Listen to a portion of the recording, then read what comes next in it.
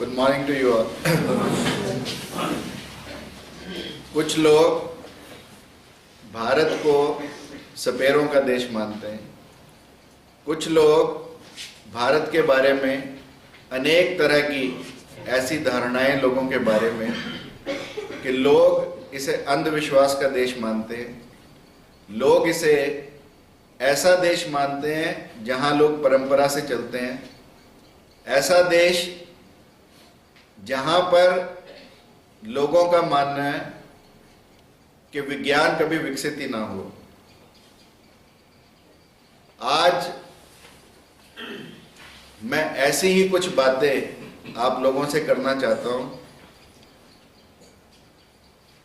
जिनसे हमारे अंदर एक ऐसी दृष्टि पैदा हो कि भारत पूर्ण रूप से एक वैज्ञानिक देश रहा। भारत के ऋषि मुनि किसी साइंटिस्ट से कम नहीं थे और भारत में जितने भी वेद, उपनिषद या और धार्मिक पुस्तकें हैं, उनका कहीं ना कहीं वैज्ञानिक आधार भी रहा है।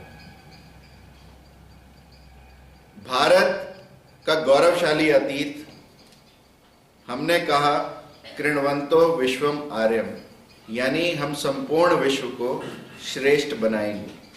हमने कोई भारत की बात नहीं की, हमने कोई हिंदुस्तान की बात नहीं की, हमने पूरे विश्व के कल्याण की बात की और पूरे विश्व को परिवार माना। इसलिए कहा वसुदेव कुटुंबकम, पूरी वसुधा एक कुटुंब है। और इसी के चलते हमने ये कहा स्वदेशो भुवनम त्रयम, यानी तीनों लोग स्वदेश हैं। ऐसी उदात्त भावना के साथ भारत आगे बढ़ा। मार्क ट्वेन ने भारत के बारे में लिखा कि भारत उपासना पंथों की भूमि है। जितने उपासना के पंथ भारत में हैं, शायद ही किसी और देश में विकसित होने दिए गए हो। मैं ऐसा नहीं कहता कि वहां है ही नहीं, वहां होने ही ना दिए गए, क्योंकि बहुत से राष्ट्र मुस्लिम राष्ट्र हैं, बहुत से राष्ट्र ईसाई राष्ट्र हैं, परंतु भारत एक सेकुलर कंट्री है। India is a secular country and our constitution says so, and we have allowed practically all the religions, all the panths to grow here. We have not stopped anyone from growing in this country. So he said कि भारत उपासना पंथों की भूमि है, मानव जाति का पालना है, भाषा की जन्मभूमि, because Sanskrit is the mother of all the languages. इतिहास की माता, पुराणों की दादी और परंपराओं की परदादी है। ये मार्क ट्वेन ने, who was the greatest of the writers, has said about India. इतिहास में भारत धर्म, दर्शन, तत्वज्ञान एवं श्रेष्ठ जीवन मूल्यों में ही नहीं, अपितु व्यापार, भारत में के जितने भी लोग, दक्षिण के खास तौर पर लोग, व्यापार के लिए बहुत पहले से दूसरे देशों में जाते रहे। व्यवसाय भारत ने बहुत देशों के साथ किया और भारत में भी कई तरह के व्यवसाय विकसित हुए। Indian art, as it is proved from Mohenjodaro and Harappa, कि भारत में कला का कितना कौशल था और ऐसी ऐसी कलाएं और ऐसी ऐसी कुशलता शायद ही किसी और देश में देखने को मिलती है। Like if you have heard about Konark temple, उसका मैग्नेटिक फील्ड ही ऐसा बनाया उन्होंने कि any ship coming into its vicinity will lose its way. उसका कंपस काम करना बंद कर देता और वो मिस डायरेक्शन में जाकर कहीं ना कहीं टकरा जाते। इतना सेफ्टी प्रोफाइल सिर्फ और सिर्फ भवन निर्माण की कला में, ऐसा भारत में था। और भारत इन सब चीजों में अग्रणी रहा। लैंडस्ट्रॉम ने कहा अपनी पुस्तक भारत की खोज में कि मार्ग और साधन कई थे, परंतु उद्देश्य एक था, भारत पहुंचने का जो सोना चांदी रत्न मणि खाद्यों मसालों कपड़ों से लबालब भरा था, यानी सोने की चिड़िया था। It was the source of attraction for practically every country. So we had maximum number of invaders here. And you know, invaders कहाँ जाएंगे, चोरी कहाँ होगी? किसी फक्कड़ के घर तो होने से रही होगी जिसके अंदर माल होगा। जहां पर कहीं ना कहीं कुछ होगा वहीं चोर डकैत आएंगे। हजारों वर्षों से जगत गुरु कहलाने वाला, सोने की चिड़िया कहलाने वाला, अब पिछले 1500 वर्षों से आक्रांताओं के कारण ये सोने की चिड़िया कंगाल हुई। And today economy wise India stands eight 124th in number. महर्षि कनाद की सर्वांग उन्नति की व्याख्या कि जिस माध्यम से अभ्युदय यानी भौतिक दृष्टि और निःश्रेयस यानी आध्यात्मिक दृष्टि सभी प्रकार की उन्नति प्राप्त हो वह धर्म है। यथा अभ्युदय निःश्रेयस सिद्धि सधर्म है, यानी जहां पर भौतिक दृष्टि और आध्यात्मिक दृष्टि दोनों का संगम हो और दोनों की उन्नति हो वह धर्म है। ये भारत की व्याख्या। 1750 तक भारत का उत्पादन, जिसे हम आज जीडीपी कहते हैं, समूचे यूरोप व सोवियत संघ से अधिक था।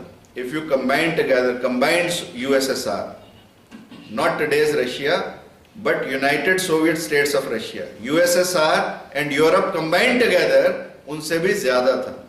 India had 24.5% growth rate, Europe had 18% and USSR 5%. So even if you combine them together, India had more GDP than the other countries.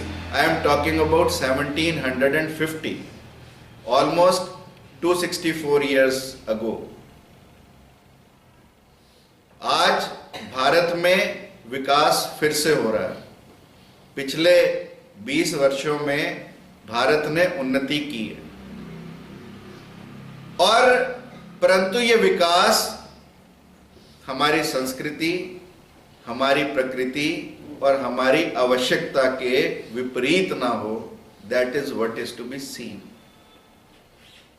You see, if we lose our values, we say we are the youngest country in the world, हमारे यहाँ युवा population सबसे ज्यादा है, but कैसी युवा population?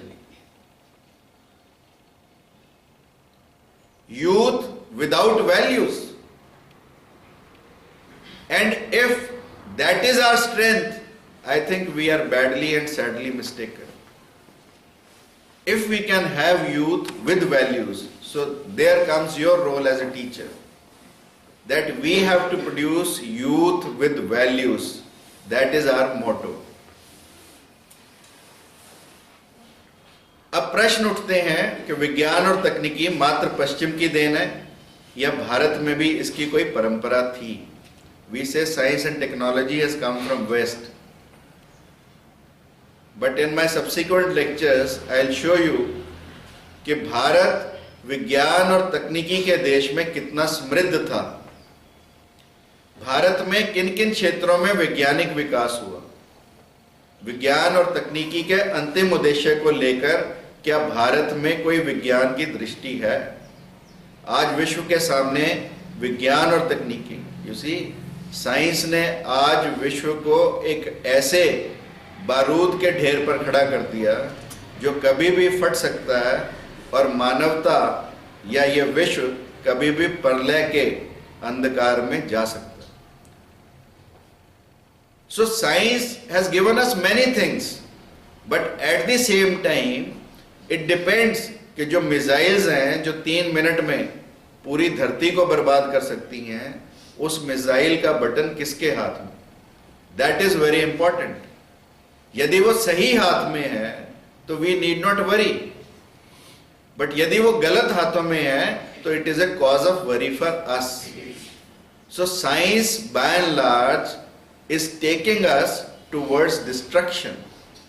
Science में ऐसा कोई साधन नहीं है जो पूरे विश्व में पीस ला सके, विश्व में शांति ला सके। रादर साइंस ने जितने भी हथियार बनाए, बाकी चीजें छोड़ दो साइंस की, उन्होंने इस विश्व को युद्धों में धकेला। जब जब साइंस की तरक्की हुई, बाबर भारत में आया, थोड़े से सैनिक लेकर आया। आप क्या सोचते हैं, इतने बड़े भारत को बाबर ने किस चीज से जीता?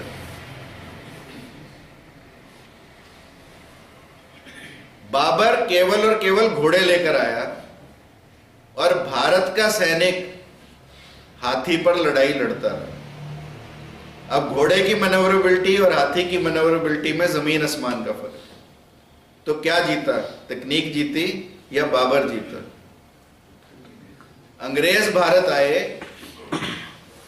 तो पहली बार बंदूक लेकर आए और हिंदुस्तान का आदमी तलवार से लड़ रहा है, धनुष बाण से लड़ रहा है, भालों से लड़ रहा है। तो कौन जीता?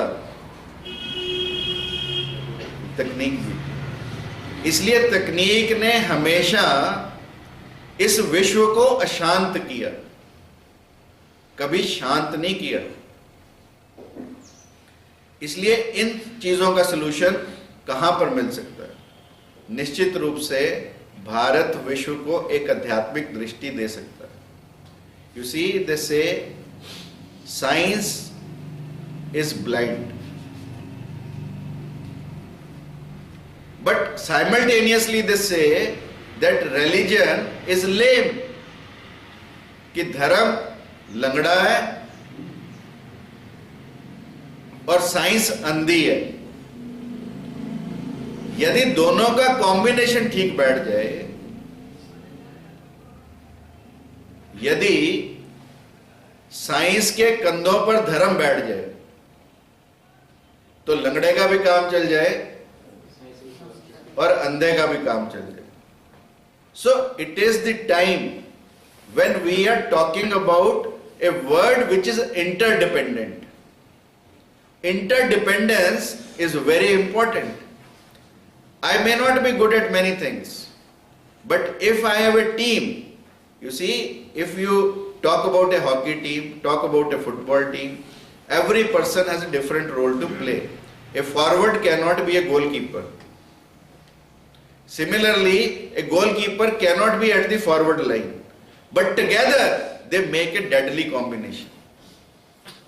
So it is an era of interdependence whereby we are working with the positivities of each and every individual. We have to find the positive things in religion and we have to find out the positive things in the science. So a combination of science and religion will be the best for this world. There are few examples I am going to quote कि भारत में मानसिकता कैसी रही लोगों की. There was a meeting going on into the Science and Technology Department of India, and a person called Krishan Shastri who was looking after Sanskrit Bharati. Sanskrit Bharati is one such organization which is dedicated to the task of spreading the language Sanskrit throughout the world. They are working. It is not only in India but throughout the world. They have their courses, crash courses, 7 days, 14 days, monthly courses, whereby they teach people how to learn Sanskrit, how to speak Sanskrit, how to write Sanskrit. Now he went in a meeting, and with all the officers of the Science and Technology Department sitting there, he says, when I said कि पाई का पहला प्रमाण आर्यभट्ट ने दिया, he says, he writes in his memoirs, that everybody sitting there was amazed. People never knew that the value of pi was given by some Indian who was called Aryabhatta. Similarly, the Shankaracharya of Puri, Swami Krishna Tirth, he wrote a book, excellent book on Vedic mathematics, and he gave it to Institute for Fundamental Research. और उन्होंने उन्हें कहा कि ये मैंने खोजी है, ये मैंने पुस्तक लिखी है, तुम इस पर फर्दर खोज करो. Institute refused to accept the book, saying it is all rubbish. But when Nicholas, who was from England and a mathematician, he read this book and he said it is magic. That time India realized that there is something called Vedic mathematics and which can be very fruitful to the younger generation. हम आज calculator पे dependent हैं, हम कई चीज़ों पे dependent हैं. वैदिक मैथमेटिक्स में they say if you learn this, you will never require a calculator throughout your life. Dr. Murli Manohar Joshi, who was twice the HRD Minister of India, he also in a meeting when the syllabi were being finalized in NCERT, and naturally we also were taught Pythagoras as the 32nd theorem in our mathematics course. You also might have had this Pythagoras theorem. Now when he said that prior to Pythagoras, it was Bodhayan who worked on this theorem, and actually it was solved by Bodhayan, and it was centuries apart that it was resolved by Pythagoras. He says, when I stressed upon the need that instead of Pythagoras, it should be Bodhayan's theorem. So he says that with great difficulty, people in NCERT agreed to the fact that let us then write it Pythagoras Bodhayan. Even then, after giving all the proofs that it was solved by Bodhayan prior to Pythagoras, he says that people were not willing to accept it, and finally it was written that it is Pythagoras Bodhayan theorem. Now, हम अपने आर्यभट्ट को, अपने बोधायन को, अपने रामानुज को हम क्यों भूले? हम भूले because the policy of 1835, which is the policy, education policy made up by Lord Macaulay.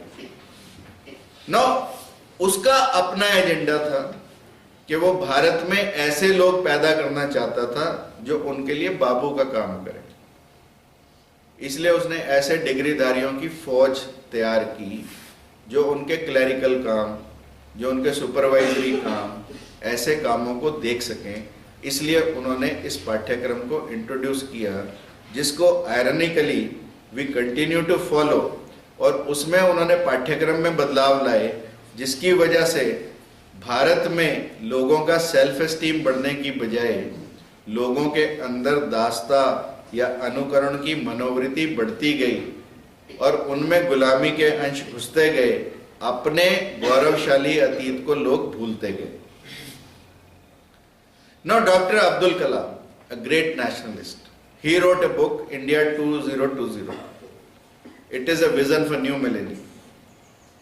He writes about his two experiences in this book, Vision 2020. He says somebody came to my office and I had a huge photograph of a picture of the earth taken from a satellite. Now everybody appreciated it. And when I said that these pictures are taken by Indian satellite, he says everybody said ऐसा भी हो सकता है. Then he says they go closer to it, और उस पे लिखा था printed in Germany, and then they say oh ये तो Germany का, it is not Indian, so it is good. So he says no, the pictures are taken by Indian satellites, though the photograph has been printed in Germany, that is different, but basically it is the Indian satellite who has taken the pictures. He says the people are amazed when they come to my office and I tell them that look at the pictures taken by Indian satellites. People do not believe it. Why they don't believe it? Because they do not have self-confidence. They do not have self-esteem. They feel that Bharat mein to ye ho hi nahi sakta. Second experience, he says that when he went to Rotunda Museum in England, he says वहाँ पर Britishers ने museum में जो first rocket Tipu ने उनके साथ use किया था वॉर में, वो उन्होंने रखे हुए हैं. And they have written it, they are the first rockets used in mankind history.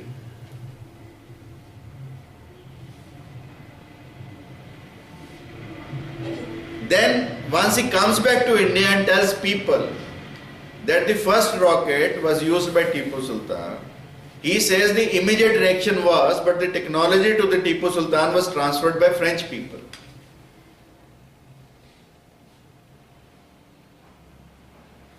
Then he goes on to say कि जो टीपू की टेक्नोलॉजी थी वो जर्मनी के कॉन्ग्रेव ने ली और उसको कुछ अमेंड किया, कुछ मॉडिफाई किया, और फिर जर्मनी की 2 वॉर्स में, बुलम हार्बर की वॉर और कोपेनहेगन की वॉर में उन्हें यूज किया.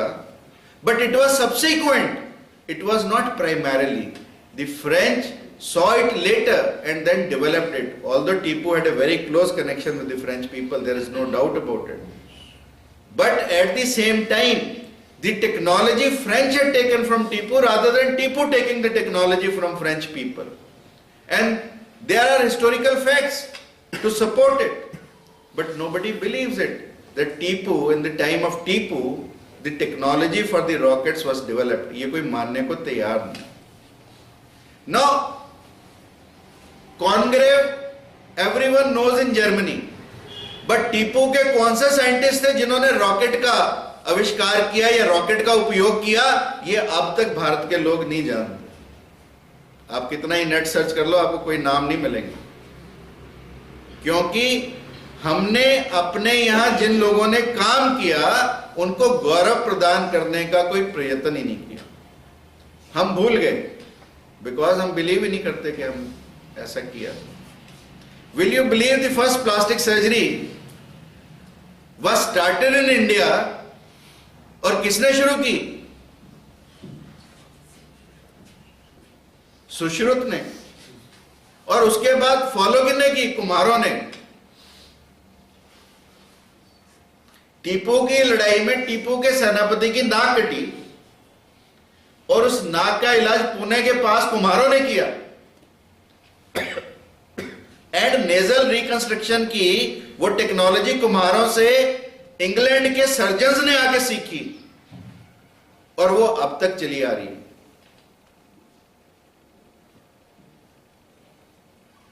पर हम लोग इस बात को मानने को तैयार नहीं, ना समझने को तैयार और ना इसके ऊपर कोई एक्शन लेने को तैयार. Sir CV Raman in one of his speeches during convocation, he said that when we import something,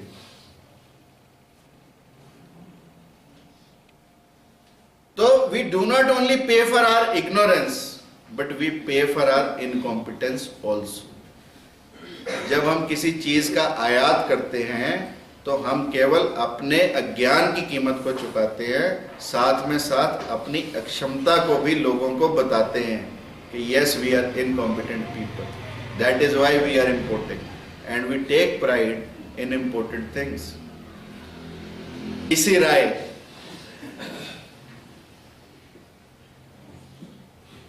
one of the greatest chemists we have ever produced. He said, रसायन शास्त्र में हमारा प्राचीन भूतकाल का योगदान लज्जा करने लायक नहीं था. प्राचीन भारत में विकसित सभी शास्त्रों की शाखाओं के बारे में मेरा अंतरंग लज्जान्वित नहीं अपितु गौरवान्वित. This is what PC Ray said. And chemistry में let me tell you, mercury से सोना बनाना भारत के लोग जानते थे. पारे से सोना बनाना भारत के लोग जानते थे. और ऐसा नहीं कि किसी एक ने बनाया, सैकड़ों लोगों ने बनाया और सामने बनाकर प्रूव किया. ऐसा भी नहीं कि कहीं पर निकाल लाया और बता दिया कि जादू से भी ये बन गया, ऐसा नहीं. There was a scientific procedure for it. Although it is volatile, but फिर भी उसको सॉलिडिफाई कर देते.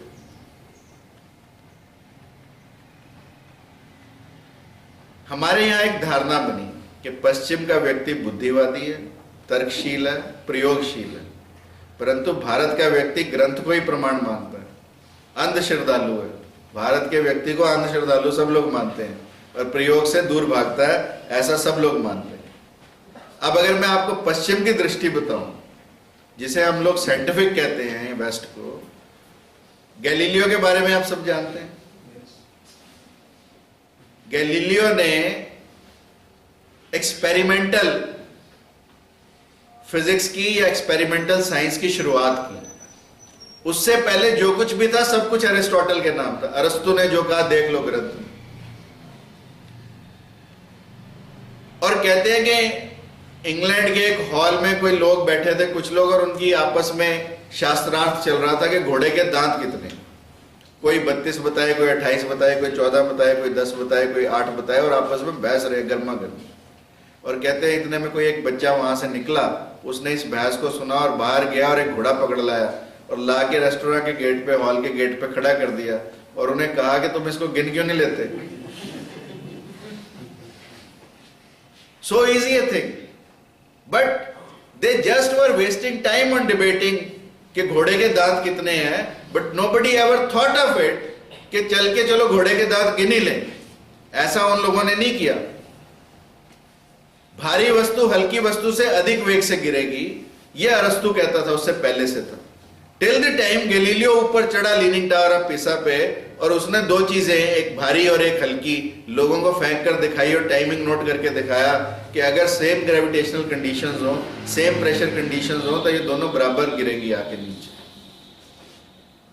जब गैलीलियो ने यह प्रमाणित किया तो लोगों ने कहा गैलीलियो कोई साइंस वाइंस कुछ नहीं है, ये काला जादू जानता है, इसने जो देख रहे हैं उनको हिप्नोटाइज कर दिया, इसलिए दोनों चीजें धड़ाम से इकट्ठी गिरी। This is what they said, even the west said about it, कि Galileo knows the black magic. अब तुम्हें अंग्रेजों की बुद्धिमत्ता के बारे में बताऊं। जब अंग्रेज भारत आए, उन्होंने रुई नहीं देखी थी, they had not seen cotton. और जब उनको बताया कि कपास का कोई पेड़ होता है, उससे रुई निकलती है, उससे धागा बनता है, उस धागे से हम कपड़ा बनाते हैं, उनके लिए सब नया था। और उन्होंने फिर कहा कि हिंदुस्तानी बड़ा चालाक है, जो चीज पेड़ पे उगनी चाहिए ये पेड़ पे लगाता है।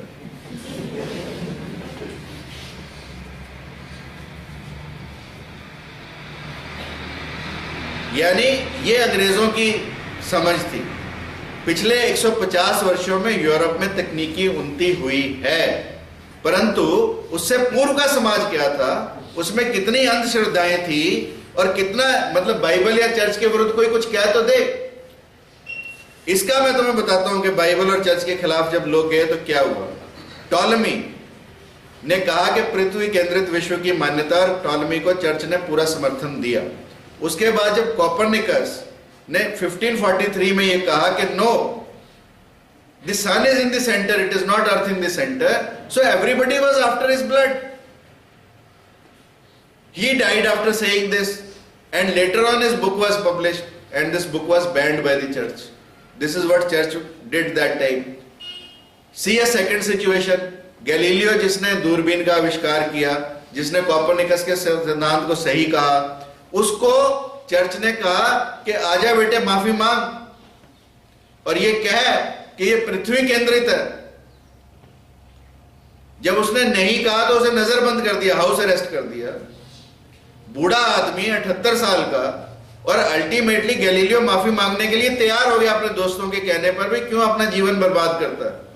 तो गैलीलियो ने माफी तो मांगी, पर गैलीलियो ने यह कहा कि मैं चर्च से माफी मांगता हूं, परंतु मेरे माफी मांगने से जो विश्व में सिद्धांत है वो बदलने वाले नहीं। यदि पृथ्वी सूर्य के चक्कर लगाती है तो सूर्य के चक्कर लगाती रहेगी, ये कोई बदलने वाला नहीं है, मैं चाहे माफी मांग लूं। बट गैलीलियो का हाउस अरेस्ट में ही डाइड। इतना अत्याचार गैलीलियो के साथ किया गया। और देखो ब्रूनो, इसने कोपरनिकस के सिद्धांत का समर्थन किया। यह व्यक्ति मैथमेटिक्स का और मेटलर्जी का पूरा जानकार था ब्रूनो, और इसने 700 तारों को बिना दूरबीन के पहचाना। इतना कैलिबर का आदमी था। और उसने कहा कि विश्व में अनेक ऐसे जगत हैं। भारत में तो बहुत पहले कहा गया कि जैसी सृष्टि है ऐसी अनेकों सृष्टियां हैं, परंतु इसने, ब्रूनो ने भी कहा कि भी बहुत सारी सृष्टियां और भी हैं। उसे चर्च और पोप दोनों नाराज हो गए, उसको 8 वर्ष जेल में रखा और फिर उसे जिंदा जलाया गया, क्योंकि उसने अपने सिद्धांतों से समझौता नहीं किया और न ही गैलीलियो की तरह माफी मांगी। ब्रूनो का एक और सहयोगी था जॉन केपलर, जिसने हमें ऑर्बिट्स में डिफरेंट ऑर्बिट्स के बारे में बताया। जॉन केपलर ने उसको धर्म विरुद्ध मानकर कैथोलिकों ने उस पर हमला किया, भागता रहा और फिर बीमारी की अवस्था में एक दिन उसकी बॉडी किसी धर्मशाला में मिली।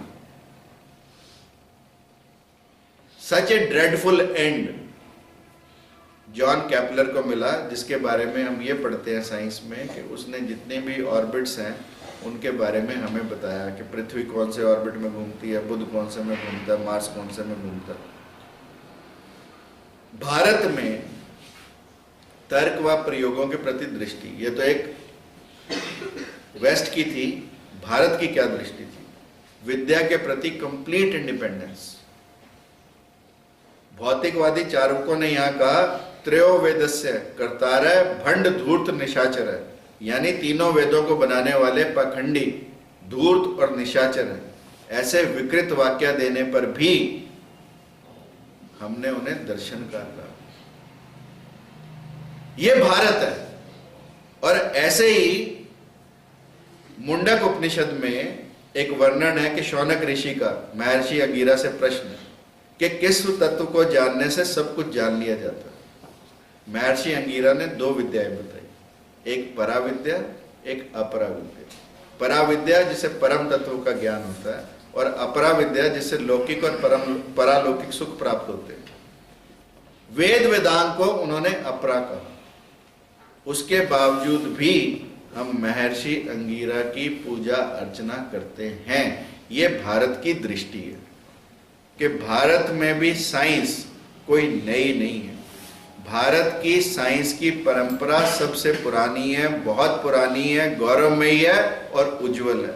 We should have proud in it rather than thinking in terms कि भारत में ऐसा कभी कुछ हुआ नहीं। भारत अंधश्रद्धालुओं का देश है, धर्म में विश्वास, अंधविश्वास रखने वालों का देश है, भारत सपेरों का देश है, भारत लुटेरों का देश है, ऐसा कुछ नहीं। भारत ने हमेशा इस विश्व को एक नई दृष्टि दी है, और आज भी जिस अशांत वातावरण में पूरा भारत खड़ा है, उसको कोई यदि दृष्टि दे सकता है तो वो केवल और केवल भारत ही है। मानने ये लोग लग गए हैं धीरे धीरे। अब भारत के योग के लिए उन्होंने इंटरनेशनल डे भी अनाउंस किया। So they have started agreeing to the power of yoga. Otherwise, you see, this world is not fool enough that they are going to agree to any small thing. They never believed in yoga, and now they are declaring a day, international day for yoga. That means they have realized the strength of yoga. So many teachers from India have gone abroad and spread the message of yoga, and with their all efforts, International Day for Yoga has been declared. That means the power lies within us. We have to realize that there is some power within us. With these words, thank you very much for listening to me.